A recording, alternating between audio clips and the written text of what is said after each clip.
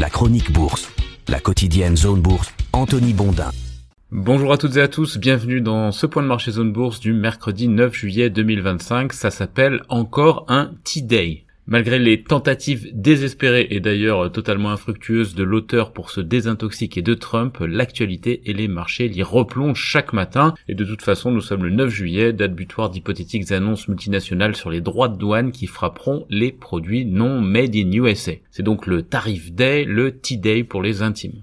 Parmi les commentaires récurrents sur ma prose matinale, il en est un qui dit à peu près ceci, Zone Bourse, s'ils n'avaient pas Trump, eh bien, ils ne sauraient pas quoi écrire le matin. Alors je crois que c'est pas tout à fait vrai, même si une certaine paresse intellectuelle conjuguée à l'angoisse de la page blanche à l'aube fait de Trump une excellente branche à laquelle se raccrocher. La vraie question c'est plutôt comment rendre compte de ce qui se passe sur les marchés financiers et plus généralement d'ailleurs dans le monde, sans parler du personnage qui est à la croisée de tous les chemins. Et j'ajouterais même un personnage qui a placé au cœur de sa stratégie le fait d'être absolument incontournable en occupant le paysage médiatique. La semaine dernière, j'avais d'ailleurs décidé de rédiger toute une chronique sans écrire une seule fois le mot Trump et j'ai réussi, après quelques souffrances sémantico-stylistiques, mais personne, à part peut-être ma maman, ne s'en est rendu compte. Et en tout cas, surtout pas les grincheux qui me reprochent mon addiction bien involontaire au 45e plus 47e président américain. Bref, tout ça pour dire que vous allez encore manger du Trump aujourd'hui parce qu'il s'est lancé hier dans un de ses fameux inventaires à la Prévert. Il a parlé pêle-mêle sur l'Ukraine, le cuivre, le Moyen-Orient, Jérôme Powell, les droits de douane, le pilotage politique de Washington DC, Jérôme Powell, les médicaments, Poutine, le foot, Jérôme Powell, le contrôle aérien, Elon Musk, les semi-conducteurs, Jérôme Powell, les BRICS, les migrants, la Chine, mais il n'a pas évoqué le raton laveur cher à Jacques Prévert.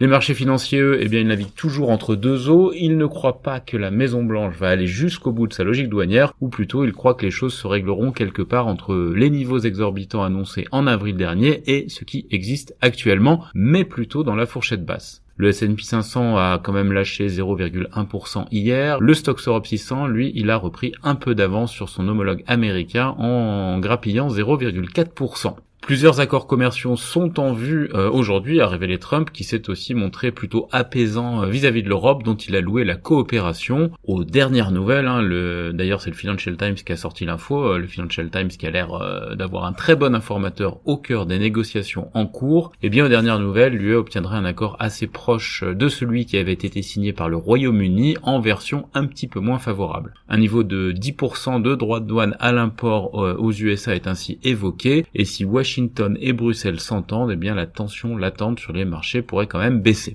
Mais comme il y aura quand même un risque d'effet haussier sur les prix, le marché obligataire s'est à nouveau un petit peu crispé aux États-Unis. Les hypothèses de baisse de taux à court terme sont ainsi fragilisées. Et c'est d'autant plus le cas à cause des quelques annonces additionnelles de Donald Trump hier, notamment l'évocation d'une taxation de 200% sur les produits pharmaceutiques ou la menace d'instauration d'une surtaxe de 50% sur le cuivre. En parallèle, il a envoyé quelques balles perdues au patron de la Fed, c'est devenu une sorte d'habitude en suggérant une fois de plus qu'il devrait démissionner et en estimant qu'il pleurniche comme un bébé sur l'inflation, ce qui constitue, je crois, une nouvelle injure à ajouter à la liste de celles qui visent Powell. La séance du jour sera animée par la publication à 20h des minutes de la dernière réunion de la Fed, justement, et ce matin, la Chine a fait état d'une inflation un petit peu plus élevée que prévu en juin, mais de prix à la production toujours en berne. Pour autant, l'éléphant dans la pièce, eh bien, ce sont les accords douaniers qui doivent être dévoilés, ainsi que tous ceux qui ne sont pas encore prêts. On en saura un petit peu plus au fil de la journée, en tout cas, ça créera encore une fois le buzz autour du président américain. Sur les marchés d'Asie-Pacifique, on est toujours un peu dans le flou ce matin, c'est un peu comme hier, le Japon gagne 0,3%, Hong Kong était en baisse de 0,7% en cours de séance, l'Australie a perdu 0,5% et a toujours du mal à digérer la position plus dure que prévu de la Banque centrale qui a annoncé hier un statu quo sur ses taux alors que le marché était presque unanime sur un assouplissement. Les indicateurs européens laissent entrevoir une ouverture proche de l'équilibre avec un petit biais haussier.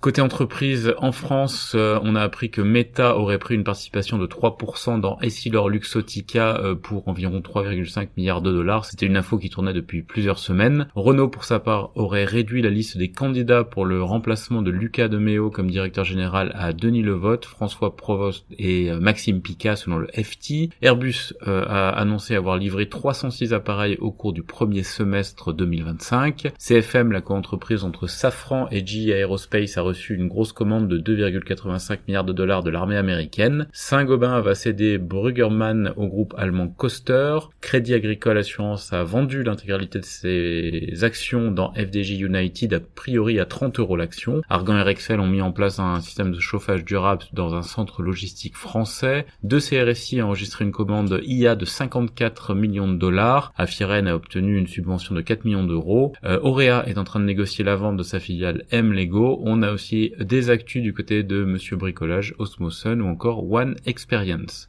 Côté publication, on a quelques chiffres qui sont tombés sur des mid-cap ou des small-cap hier soir, Fermentalg, Gensight ou encore Implanet. Ailleurs en Europe, Unicredit double sa participation dans Commerzbank pour la porter à 20% sans l'aval évidemment de la banque allemande. SMA Solar va remplacer One on One dans l'indice allemand TechDAX et Systemair va racheter le fabricant indien de ventilateurs Nadi Air Technics. En Amérique du Nord, Merck & Co serait sur le point de racheter la biotech Verona pour 10 milliards de dollars, 107 $ l'action a priori selon les infos du FT. AES est en train d'explorer les options pour une vente potentielle, là c'est une info de Bloomberg, plusieurs fonds seraient sur les rangs pour un rachat de la société américaine. Intel a annoncé son intention de supprimer près de 530 emplois aux États-Unis. Apple a nommé Sabi Khan, un collaborateur de longue date, au poste de directeur des opérations à la place de Jeff Williams dans le cadre d'une succession qui avait été planifié. Apple qui a fait une offre pour acquérir les droits de la Formule 1 aux États-Unis après le succès du film avec Brad Pitt.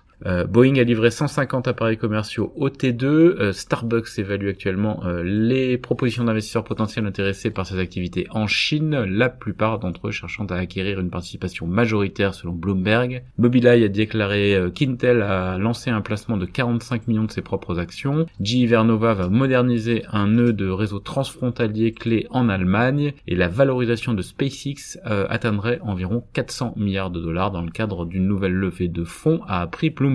Ailleurs dans le monde, Rio Tinto pourrait nommer un nouveau CEO fin juillet selon Reuters. Qantas a confirmé la fuite des données personnelles de plus d'1 million de clients suite à un hacking, et Nissan va reporter la production de 2 véhicules électriques aux États-Unis pour une durée pouvant aller jusqu'à 1 an selon les informations de Nikkei. C'est terminé pour ce point de marché du jour, je vous souhaite à toutes et à tous une excellente journée.